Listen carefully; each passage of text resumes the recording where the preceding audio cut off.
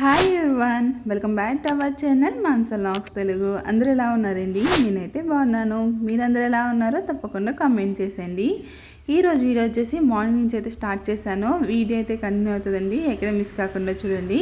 అలాగే first time చూస్తుంటే మాత్రం మన ఛానల్ అయితే సబ్స్క్రైబ్ చేసుకోండి. అలాగే నచ్చితే మాత్రం ఒక లైక్ చేయండి. లైక్ చేస్తే ఇంకొంతమందికి అయితే వీడియో షేర్ అవుతుంది అనమాట.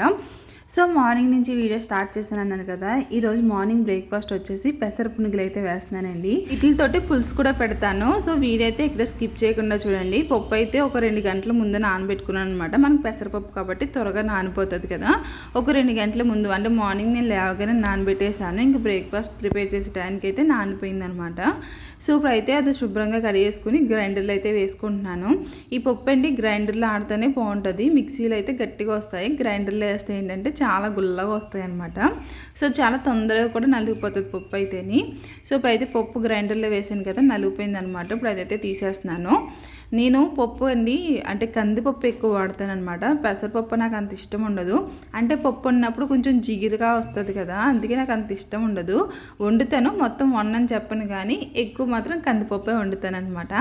సో మా అత్తయ్య వాళ్ళు అయితే ఎక్కువ పెసరపప్పే వాడతారండి. ఎందుకంటే పెసరపప్పు చలవ చేస్తుంది కాబట్టి పెసరపప్పు అయితే వాడతారు. కందిపప్పు వేడి అంటారు కదా, సో అందుకే కందిపప్పు అయితే తక్కువ వాడతారు కానీ పెసరపప్పు ఎక్కువ వాడతారు. నేనేమో కందిపప్పు ఏమో ఎక్కువ వాడుతూ ఉంటాను.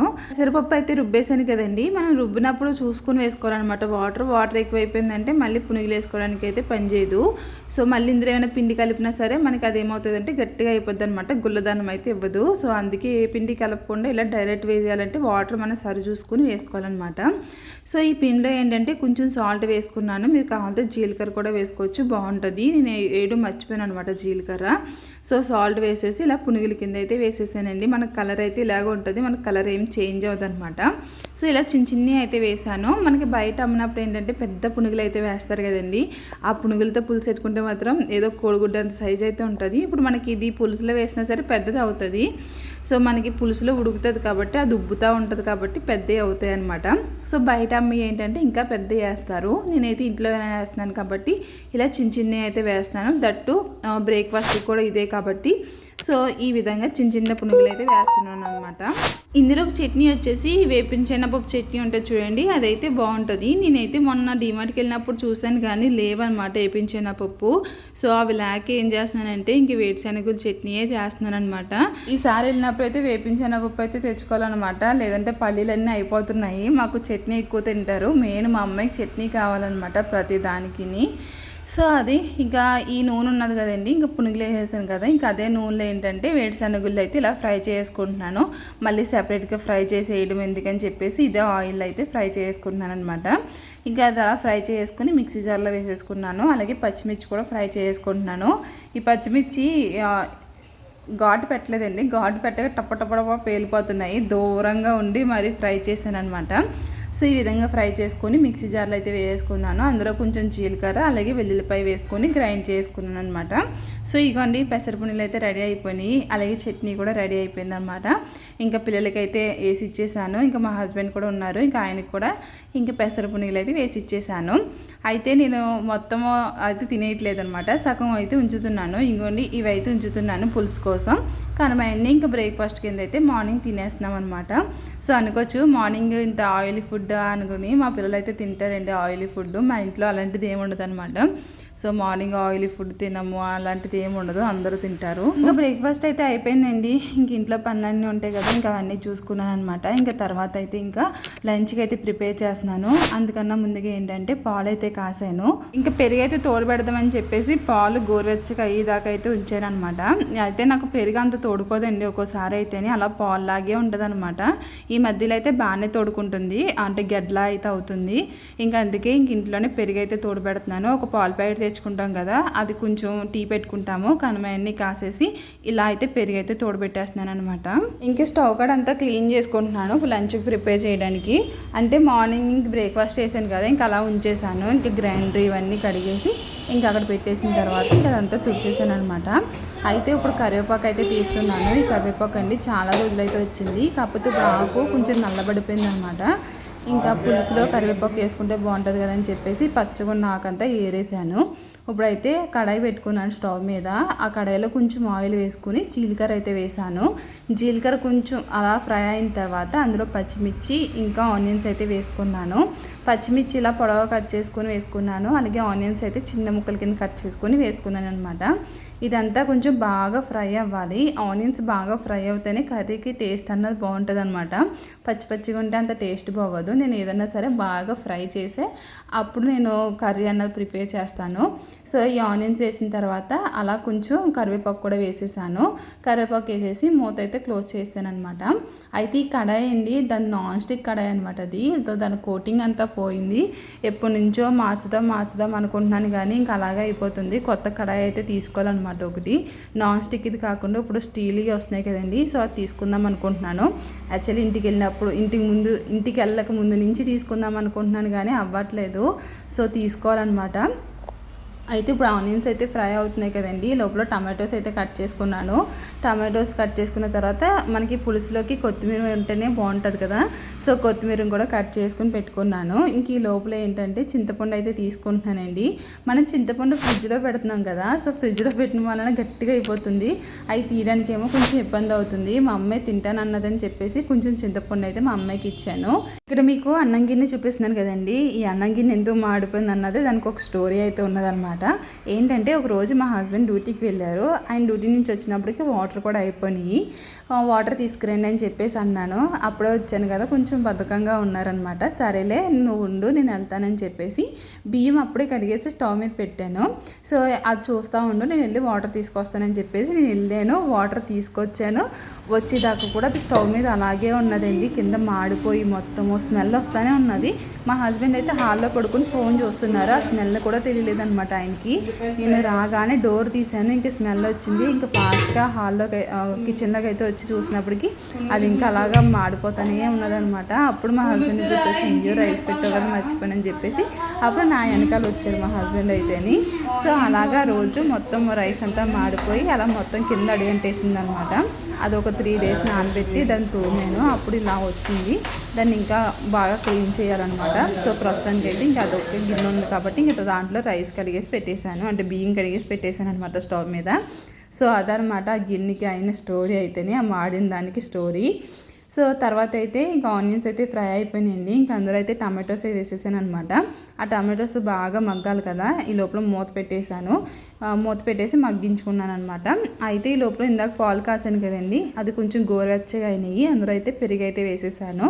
ఇంకా తోడుకి వేసేసి పక్కనైతే పెట్టేశాను అనమాట.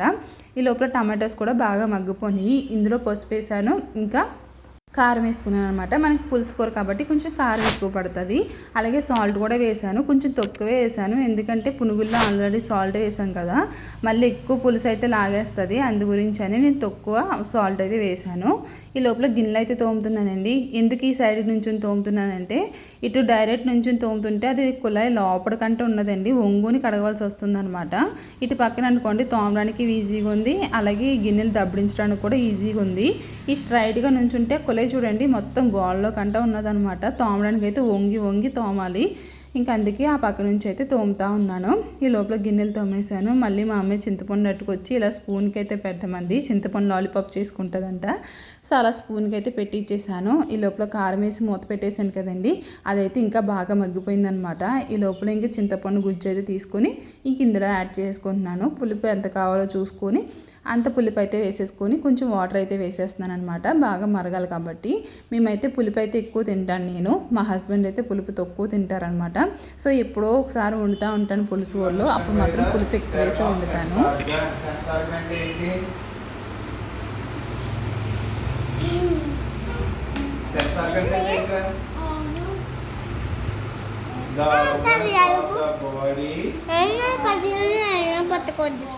మా అమ్మాయి పని ఎంత బాగుందంటే ఏ వర్క్ ఉండట్లేదు, ఏదో ఒకటి ఇస్తున్నారు. స్టాండింగ్ లైన్ అని లేకపోతే స్లీపింగ్ లైన్ అని ఇవే ఇస్తున్నారనమాట. చాలా బాగుంది మా అమ్మాయి పని అయితేని. పాపం మా అబ్బాయికి అయితే చాలా వర్క్ అయితే ఇస్తున్నారు. పాత స్కూల్లో ఉన్నప్పుడైతే చాలా వర్క్ ఇచ్చేవారండి విన్నుకు కూడా. ఇప్పుడు కూడా ఉంటే అంతే వర్క్ ఇచ్చును, కాకపోతే ఇక్కడ అంత వర్క్ అయితే ఇవ్వట్లేదు. మంచి ఫ్రీగా ఆడుకుంటూ ఉన్నది. కాకపోతే నేను ఇంకా ఏబీసీడీలు లేకపోతే హిందీ అలా ఇవన్నీ నేర్పిస్తూ ఉంటున్నాను అనమాట. మళ్ళీ అలా ఖాళీగా ఉంచితే అలాగే అలవాటు అయిపోద్ది అని చెప్పేసి ఇంకా విరాజ్కి రాయించినప్పుడల్లా విన్నుకు కూడా స్మాల్ ఏబీసీడీలని లేకపోతే హిందీ అలాని ఇవన్నీ రాయిస్తూ ఉంటున్నాను. ఇంక తర్వాత అయితే అన్నం అయితే ఉడికిపోయిందండి. ఇంకా అన్నం అయితే వాచ్ చేశాను. ఈ లోపల పులుసు కూడా మరిగిపోయింది అనమాట. ఇంకా పునుగులు కూడా వేసేసి కొంచెం కొత్తిమీర అయితే వేసేసాను. పులుసు మరిగినప్పుడు కొత్తిమీర కరివేపాకు వేస్తే స్మెల్ బాగుంటుంది అనమాట. సో పునుగులు వేసేసి ఒకసారి ఇలా మూత పెట్టేశాను. మనకి ఏంటంటే పులుసు అంతా ఇంకోండి పునుగులు లాగేస్తుంది అనమాట. చూడండి ఎంత డబల్ అయిపోయినాయో పునుగులు అయితేని. ఇవి మా ఇంటికాడ వస్తూ ఉంటాయి అనమాట. మా ఇంటికాడ ఎక్కువ వండుతూ ఉంటారు పునుగులు పులుసు. సో ఈరోజు కూడా తినాలనిపించింది, అందుకే ఈ విధంగా అయితే ప్రిపేర్ చేశాను. పులుసు ఎంత కావాలో చూసుకుని అంత అయితే ఉంచుకోవాలన్నమాట. నాకు ఈ మాత్రం పులుసు అయితే సరిపోతుంది. ఇంక స్టవ్ అయితే ఆఫ్ చేసేస్తున్నాను. ఇంకా ఆఫ్ చేసి ఇంకా పైనుంచి అయితే కొత్తిమీర అయితే జల్లేసాను అనమాట. ఇక్కడ చూపిస్తున్నాను పునుగులు ఎంత డబల్ అయినాయి అన్నది. అలాగే గ్రేవీ కూడా చూడండి ఎంత చిక్కగా వచ్చేసిందో, అంటే పులుసు. ఇంకా వేడి వేడి అన్నంలో వేడి వేడి పులుసు వేసుకొని అయితే తినేసామండి. కమ్మగా ఉన్నదనమాట కూర, పుల్ల పుల్లగా భలే ఉన్నది టేస్టీ అని. ఇంకా 2 ముద్దలు అయితే ఎక్స్ట్రానే వెళ్ళినాయి అని చెప్పచ్చు. సో లంచ్ అయిపోయిన తర్వాత ఇది సున్నుండల పౌడర్ అండి. ఇది ఇంటికా నుంచి అమ్మ ఇచ్చిందనమాట తెచ్చానప్పుడు. సో అప్పటి నుంచి చేయలేదు, అలాగే ఉన్నది. రోజు చేద్దామని చెప్పేసి ఇంకా సున్నుండల పౌడర్ అయితే తీసాను. అలాగే నెయ్యి కూడా కాస్తున్నాను అనమాట. గడ్డ కింద ఉంది కదా, అది కొంచెం కరుగుతుందని చెప్పేసి ఈ విధంగా స్టవ్ మీద అయితే పెట్టాను. అయితే మీకు ఎంతమందికి సున్నుండలు ఇష్టం అన్నది కామెంట్ చేయండి. నాకు అస్సలు ఇష్టం ఉండదు అనమాట సున్నుండలు అయితేని. ఎందుకంటే మెయిన్లీ నాకు నెయ్యి అంటే అంత ఇష్టం ఉండదు, అసలు ఇష్టమే ఉండదు. ఫ్లేవర్ తెలిస్తే మాత్రం అసలు తిన్నాను అనమాట, తెలియకపోతే తింటాను. కాకపోతే నాకు సున్నుండలో ఎక్కువ ఈ నెయ్యే కదండి ఉంటుంది. నాకు అస్సలు ఇష్టం ఉండదు అనమాట ఈ నెయ్యి ఫ్లేవరు. అందుకే నేను సున్నుండలు అయితే తిన్నాను. మీకు ఎంతమందికి ఇష్టం అన్నది కామెంట్ చేయండి. అయితే ఇందులో ఆల్రెడీ బెల్లం అయితే వేసేసానండి. ఇంక బెల్లం వేసి మిక్స్ చేసిన తర్వాత అంటే బెల్లం కోరేసి వేసాను అనమాట. ఇంకా నెయ్యి అయితే కరబెట్టేసి ఇంక ఇందులో అయితే వేసేసాను. ఒకసారి అంతా బాగా మిక్స్ చేస్తున్నాను, కొంచెం కొంచెం వేస్తున్నాను అనమాట. మనకి ఉండ చుట్టాడుతుందంటే పర్లేదు, ఇంకా పొడి పొల్లాడుతూ ఊడిపోతుందంటే మళ్ళీ ఇంకొంచెం నెయ్యి వేసి అయితే కలుపుతూ ఉన్నాను అనమాట. మా హస్బెండ్కి అయితే సున్నుండలు అంటే చాలా ఇష్టం అండి. మా అమ్మ అయితే ప్రతిసారి చేస్తూ ఉంటుంది అనమాట. అంటే కోవిడ్లో ఉండేవారు కదా, కోవిడ్ నుంచి వచ్చినప్పుడల్లా సున్నుండలు ఇష్టం అని చెప్పేసి చేస్తూ ఉండేది. ఇంక ఇప్పుడైతే ఇంట్లో ఎంతో లేదు, కొంచెం ఉన్నది. సో నేను ఎలాగో తిన్నాను కదా, మా హస్బెండ్కి ఒకరికే కాబట్టి సరిపోతుందని చెప్పేసి తెచ్చాను. సో తెచ్చి ఇంకా సున్నుండలు అయితే ప్రిపేర్ చేస్తున్నాను. మా హస్బెండ్ చాలా ఇష్టంగా తింటారు ఇవి అయితేని. సో పిల్లలు తింటారో లేదో తెలీదు, వాళ్ళకి ఎప్పుడు పెట్టలేదనమాట. సో వాళ్ళు కూడా తింటే ఇంకొకటి తీసుకుని తింటారు. మ్యాక్సిమం తినరాళ్ళు, వాళ్ళకి ఇలాంటివి అయితే అసలు ఇష్టం ఉండదు. సో పెట్టి చూడాలి, పెట్టి చూసిన తర్వాత తింటే మాత్రం పెడతాను, లేదంటే మా హస్బెండే తింటారనమాట. సో అది ఇంకోండి ఈ విధంగా అయితే నాకు చేతికి అంటే ముద్ద ఎంత అవుతుందో అంతవరకు అయితే చుట్టాను. ఇంకా పెద్ద చుట్టుకోవచ్చు, కాకపోతే నేను చిన్న అయితే చుట్టాను అనమాట. యాక్చువల్లీ సున్నుండలో 2 చేతులతో చుడతారనమాట. ఇలా ఎగరేసి భలే చుడతారు, కాకపోతే నాకు అలా రాదు. ఇంక నా చేతికి ముద్ద ఎంత వచ్చిందో ఇంకా అంతవరకు అయితే చుట్టేసాను అనమాట. చుట్టేసి ఈ విధంగా బాక్సులు అయితే పెట్టేస్తున్నాను. ఇంకా అక్కడ పెట్టేస్తే మా హస్బెండ్ ఎప్పుడు కావాలి ఇంకా అప్పుడు తీసుకుని తింటారు కాబట్టి ఇంకా అలా పెట్టేసాను అనమాట. లాస్ట్లో ఒక చిన్నదైతే అయ్యింది. సో చిన్నది ఇంకా అలా పెట్టేశానండి. ఇంకా చున్నుండలు అయితే అయిపోయినాయి. ఇంక తర్వాత అయితే బయటకి అయితే వచ్చాము. బయటికి ఎందుకు వచ్చామంటే నేను బట్టల బ్రష్ కోసం అయితే వచ్చామండి. బట్టల బ్రష్ ఎందుకంటే మా అబ్బాయి స్కూల్ డ్రెస్ కొంచెం షర్ట్ అయితే ఒక హాఫ్ వైట్లా అయితే ఉంటుంది అనమాట. దానికి ఏంటంటే వాడు స్కూల్కి వెళ్తున్నాడో లేకపోతే మరి ఏం చేస్తున్నాడో అర్థం కావట్లేదు. మొత్తం షర్ట్ నిండా దుమ్ము అండి, మట్టి కింద అంటిపోయి ఉంటుంది.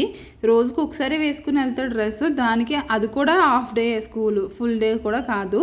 హాఫ్ డేకే మొత్తం షర్ట్ అంతా నల్లగా తయారై వస్తుంది. అలాంటి బట్టలు ఇంకా మిషన్లో వేసామనుకోండి ఇంకా నల్లగా అయిపోతాయి. దాన్ని బ్రష్ పెట్టుకోవడానికి అని చెప్పేసి బ్రష్ కోసమని వచ్చాము. యాక్చువల్లీ నా దగ్గర ఒక బ్రష్ ఉంది, కాకపోతే అది అంత వర్క్ కావట్లేదు, అంత గట్టిగా ఉన్నదనమాట. కొంచెం బ్రష్కి ఎదర కొంచెం స్మూత్గా ఉన్నది అయితే బాగా వదులుతుంది కదని చెప్పేసి ఇంకా మేము అదేంటంటే చైనా బజార్కి అయితే వచ్చాము. సో అక్కడ నాకు కావాల్సిన అయితే తీసుకున్నాను.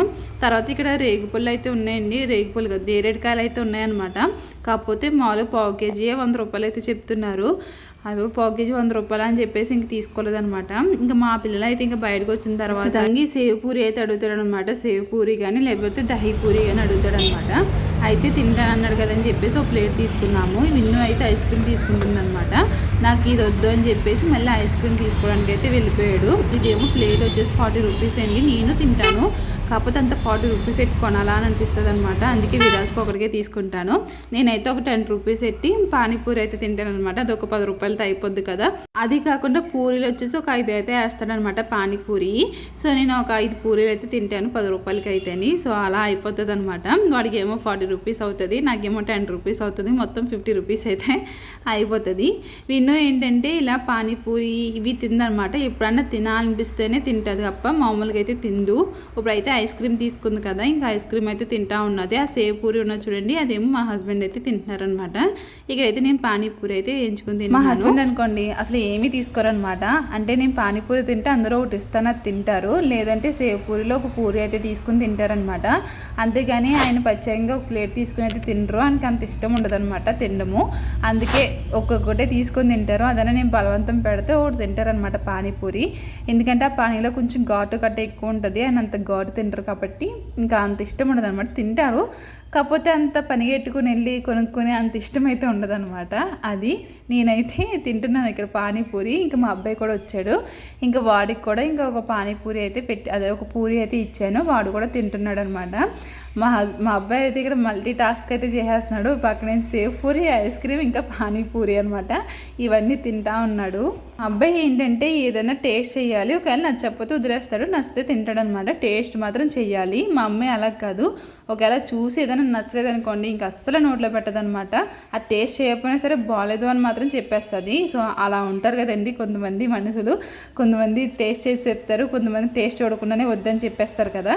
సో అలా మా ఇంట్లో ఇద్దరు అయితే ఉంటారనమాట. అందులో నేను ఒకదాన్ని అనమాట. ఏది అంత గమ్మున టేస్ట్ చేయను. సో ఏదైనా తెలిసిందే తింటాను తప్ప తెలియనిది అయితే తక్కువ తింటాను అనమాట. సో అలాగా. సో అదనమాట.